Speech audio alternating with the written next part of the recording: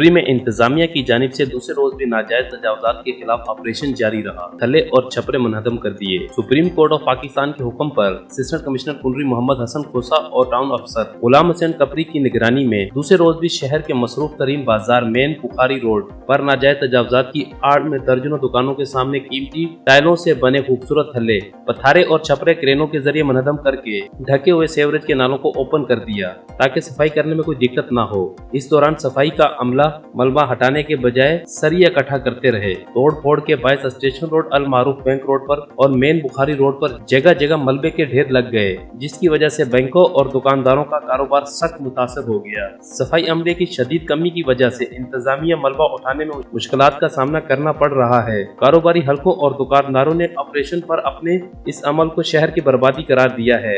इनका कहना है कि इंतजामिया सुप्रीम कोर्ट के अहकामात पर नाजायज तजावजात की आड़ में गरीब लोगों को लाखों रुपए का नुकसान पहुंचाकर शहर को खंडरात में तब्दील कर दिया गया है। पहले ही टैक्सों की भरमार और महंगाई के बायस लोगों के कारोबार तबाह हो चुके हैं। ऑपरेशन से बेरोजगारी में मजीद इजाफा होगा।